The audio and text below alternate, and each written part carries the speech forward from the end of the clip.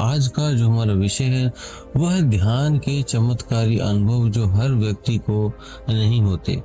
तो ऐसे 10 एक्सपीरियंस हैं, ऐसे 10 आपको बताएंगे वो जो आपको हर व्यक्ति को जो ध्यान साधना में गुजरता है तो उसमें से कुछ व्यक्तियों को ऐसा जरूर महसूस होता है दिव्यता का, जिससे उन्हें पता लगता है कि हाँ वो ध्यान में उतर रहा है और उसके साथ ये चमत्कारी अनुभव हो रहे हैं। ये कोई आम व्यक्ति के साथ नहीं होता। जब आपकी ध्यान साधना बहुत अच्छी होती है, गहरी स्थिति होती है, तब ये चीजें उस साधक के साथ होने लगती हैं। तो आप सभी का हम स्वागत करते हैं। आप एक गहरी और अद्वितीय प्रक्रिया का परिणाम होता है जो हर व्यक्ति को नहीं होते, क्योंकि ये उनके ध्यान की गहराई, आंतरिक जागरूकता और आध्यात्मिक पथ पर निर्भर करता है। ये अनुभव ध्यान की नियमितता, निष्ठा और व्यक्ति की ऊर्जा प्रणाली की स्थिति पर आधारित होते हैं। यहाँ कुछ ऐसे चमत्कारिक अनुभव बताए जा रहे हैं जो साधकों को हो रहे हैं। तो ध्यान साधना पे बहुत से जो साधक ध्यान करते हैं तो उनको बहुत सी परेशानियों का भी सामना करना पड़ता है। तो जब वो उनको फिजिकल परेशानी कोई आती है, कोई वैसे जो दिव्य शक्तियों का या नेगेटिव ऊर्जाओं का जब उन पे कुछ प्रभाव पड़ता है, या उनके जब चक्र क्लीन हो रहे होते हैं तब उन्हें उस चक्रों पे थोड़ी सी बेचैनी, थोड़े से दुख तकलीफ का सामना करना पड़ता है, तब वो कई साधक डर जाते हैं और ध्यान को छोड़ देते हैं। तो ऐसा बिल्कुल नहीं करना है, क्योंकि ऐसी से ये समझिए वो क्लींजिंग चल रही है। आप जैसे मान लो घर को साफ करना है तो आपको झाड़ू तो लगाना होगा। अगर झाड़ू लगाएंगे तभी वो घर साफ होगा। इसी तरह आपके जो चक्र है वो साफ करते टाइम पे जब वो क्लीनिंग होती है, झाड़ू लगता है, तब आपको थोड़ा सा तकलीफ होती है क्लीनिंग के टाइम, लेकिन घबराए नहीं, वो सब ठीक हो जाएगा। अब पहली प्रक्रिया में चलते हैं जिसे हम कहते हैं कुंडलिनी जागरण। जब आपकी कुंडलिनी शक्ति जागृत होती है तो वो धीरे धीरे ऊपर बढ़ती है, तब रीढ़ की हड्डी से नीचे से लेकर ऊपर तक वो उठती है और एक एक चक्रों को सक्रिय करती जाती है। और वहां पे जब उन्हें वो चक्रों को साफ करती है तो वहां पे आपको कंपन होना, वहां पे गर्मी महसूस होनी, वहां पे ऊर्जा का अनुभव होना, वहां पे टिंगलिंग महसूस होनी। तो इस तरह से ये सारे स्टेप चलते हैं। और वहीं पे आपके जो है वो तीसरे नेत्र पर आपके कभी कभी बहुत ज्यादा दर्द को महसूस करते हैं साधक, वहाँ जलन महसूस होती है, वहाँ उन्हें खिंचाव महसूस होती है। तब ऐसी स्थिति में उस साधक को घबराहट कभी कभी हो जाती है। तो ये चीजें साधक के साथ होती हैं। तीसरे नेत्र से ये चीजें ज्यादा महसूस होनी शुरू होती हैं। तो इसको ज्यादा भी फील ना करें, ये भी सफाई ही है। कुछ दिन करते करते ये अपने आप नॉर्मल हो जाएगी। इसको बैलेंस करने के लिए आप प्राणायाम का सहारा ले सकते हैं, जिससे जब ये ज्यादा आपको जलन, खिंचाव या घबराहट लगे तब आप प्राणायाम से इसको ऊर्जा को बैलेंस कर लें ताकि ये आपको महसूस ना हो। तो अगले पॉइंट पे चलते हैं, आपको दिव्य दर्शन जो होते हैं। तो इस तरह ध्यान साधना में जब जैसे आप आगे बढ़ते हैं तब आपको इसमें अपने जो है देवता जिनको आप मानते हो, आपके गुरु हो गए, ये दिव्य आत्माओं से आपका जुड़ाव होता है। और दिव्य जो आत्माएं आपसे जुड़ती हैं वो आपको स्पर्श भी करती हैं, आप उनको महसूस कर पाते हैं। कई साधकों को जब आप पूछेंगे तो उन्हें लगता है वहाँ उनके आसपास कोई नहीं था, लेकिन उन्हें महसूस हुआ कि उनको किसी ने छुआ है। तो जब देखते हैं वो आंखें खोल के तो वहां पे कोई नहीं होता। तो ऐसे दिव्य आशीर्वाद, दिव्य शक्तियां आपके आसपास का होना, ये आपको दर्शाता है। ये अनुभव बहुत से लोगों को, बहुत से जो आध्यात्मिक जगत में उतरे हैं उनको ये अनुभव जरूर होते हैं।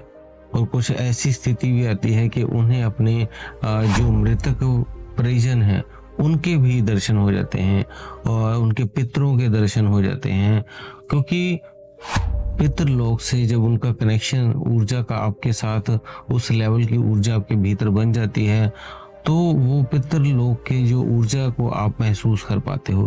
तब आप उनकी छवियों को देखते हो, आपसे बातें भी करते हैं। इस तरह से कई चीजें उन साधकों के साथ घटती हैं। और जो है उसमें कुछ तीसरे पॉइंट पे चलते हैं जिसमें आपको रहस्यमयी ध्वनियाँ सुनती हैं, जिसमें कुछ साधकों को ध्यान के दौरान रहस्यमयी ध्वनियाँ किस तरह से सुनती हैं, जिसे हम नाद भी बोल देते हैं, अनहद नाद भी बोल देते हैं, आंतरिक संगीत भी बोल देते हैं, ब्रह्मांड का संगीत भी बोल देते हैं। एक एक कंपन के रूप में सुनाई देता है। जैसे कई लोग जिसकी भी पूजा करते हैं, जो भी उनके इष्ट होते हैं, जिस भी भगवान को मानते हैं, उस तरह का नाद उन्हें पहले सुनाई देता है। जैसे कोई कृष्ण जी का भक्त है तो उन्हें बांसुरी की आवाज़ ज़्यादातर सुनाई देती है, कोई शिव जी का भक्त है तो उन्हें डमरू की आवाज़ सुनाई देती है। ऐसे अलग अलग नाद आपको सुनाई देते हैं हर व्यक्ति को, अपने अपने सभी के हिसाब से जो जिसको मानता है उस तरह के उनके वो जो ईष्ट की आवाज़ उनको इस तरह धुन के रूप में उन्हें सुनाई देती है। चौथा पॉइंट है शरीर से बाहर का अनुभव होना, आउट ऑफ बॉडी एक्सपीरियंस होना। कुछ लोग ध्यान में इतनी गहराई तक जाते हैं कि उन्हें शरीर से बाहर निकलने का अनुभव भी होता है। इस स्थिति में साधक अपने शरीर से अलग होकर खुद को बाहर देख सकता है, या वह अन्य स्थानों, लोकों या आयामों में यात्रा कर सकता है। ये अनुभव आत्मा की स्वतंत्रता और चेतना की विस्तार की ओर इशारा करता है। अगला पॉइंट, पांचवा पॉइंट है प्रकाश के दर्शन होने या ब्रह्मांड के दर्शन होने। ध्यान की गहरी अवस्था में कई साधक अद्भुत प्रकाश या रंगों का अनुभव करते हैं। ये दिव्य प्रकाश नीला रंग या सफेद रंग या किसी विशेष ऊर्जा का प्रतीक हो सकता है।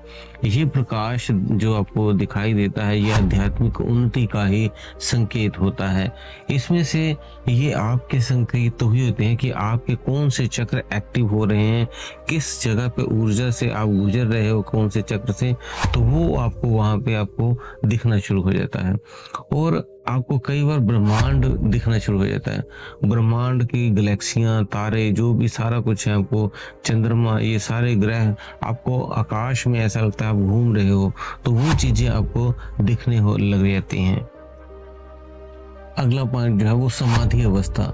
समाधि ध्यान की सबसे ऊंची अवस्था मानी जाती है, जहां साधक अपनी आत्मा को पूर्ण रूप से ब्रह्मांडीय चेतना से जोड़ता है। इस अवस्था में मैं और परमात्मा के बीच का विभाजन समाप्त हो जाता है। वो और परमात्मा दोनों एक ही हो जाते हैं, एक से ही मिल जाते हैं, क्योंकि वो स्वयं को ब्रह्मांड के साथ ही एक उसका हिस्सा समझने लगता है कि वो उसी का एक हिस्सा है। तो ये एक चमत्कारिक अवस्था होती है जिसमें पूर्ण शांति, आनंद और स्वतंत्रता का अनुभव होता है साधक को। सातवां पॉइंट है सूक्ष्म शरीर का अनुभव। ध्यान में कुछ साधक अपने जो उसका एस्ट्रल बॉडी है उसका अनुभव करते हैं। ये शरीर सूक्ष्म ऊर्जा से बना होता है और इसके माध्यम से साधक अदृश्य संसारों में, आयामों में जा सकता है, घूम सकता है, उनकी यात्राएं कर सकता है। तो ये चीजें उसके साथ, साधक के साथ भी होती हैं। नौवां पॉइंट है विभिन्न खुशबुओं का अनुभव करना। कुछ साधक ध्यान के दौरान बिना किसी भौतिक कारण के दिव्य खुशबुओं का अनुभव करते हैं, जैसे मोगरा, चंदन, गुलाब आदि की खुशबुएं वो महसूस करते हैं। ये बताती हैं कि कोई दिव्य शक्ति या कोई दिव्य मार्गदर्शक उनके आसपास है, तब ये खुशबू आती है। ये प्रमाणित करती है आपकी सूक्ष्म इंद्रियों के जागरण होने के कारण ही आप उन सूक्ष्म खुशबुओं को महसूस कर पाते हो। नौवां पॉइंट है अद्वितीय चेतना का अनुभव। ध्यान के गहरे अभ्यास के साथ साधक एक ऐसी अवस्था तक पहुंच जाता है जहां वह डुअलिटी मीन्स द्वैत से परे जाकर अद्वैत का अनुभव करता है। इसका मतलब वो स्वयं और परमात्मा को अलग नहीं मानता, वो दोनों को फिर एक ही मानता है। इसका कि व्यक्ति खुद को और दुनिया को एक ही चेतना के रूप में फिर देखता है, उसमें कोई अलग भाव नहीं आता है। ये एक गहन अनुभव है जिससे साधक ब्रह्मांड के साथ एक एकाकृत का अनुभव करता है। अगला 10वां पॉइंट है स्वप्न जो उनके होते हैं और जो उनके स्वयं के जो पिछले जन्म के जो उनको पिछले जन्मों के बारे में पता लगता है, उनके दर्शन होते हैं। कुछ साधकों को ध्यान के दौरान अपने पिछले जन्म की झलक मिली। ये अनुभव उनके जीवन के वर्तमान मुद्दों और परिस्थितियों को बेहतर समझने में मदद करते हैं। ऐसे दर्शन साधक को अपने कर्मों, जीवन यात्रा और आत्मा के विकास के गहरे जानकारी दे सकते हैं। तो ये 10 अनुभव थे, 10 एक्सपीरियंस थे, चमत्कारी अनुभव जो एक साधक के साथ होते हैं। तो दोस्तों हमने पूरी कोशिश की है कि आपको पूरी डिटेल से डिटेलिंग करके सारा कुछ आपको पता लग सके। तो हमने जो आपको बताया है, उम्मीद है आप इससे आपके जो प्रश्न होते हैं उनके उत्तर हम देने की कोशिश करते हैं, ताकि आप संतुष्ट होकर अपने ध्यान मार्ग में आगे बढ़ सकें। तो अगर आप हमारे चैनल पर नए हैं तो चैनल को सब्सक्राइब करके बेल बटन को दबा लें और वीडियो को लाइक जरूर किया करें अगर आपको कुछ भी जानकारी मिलती है। इसी के साथ आप सभी से हम विदा लेते हैं। धन्यवाद।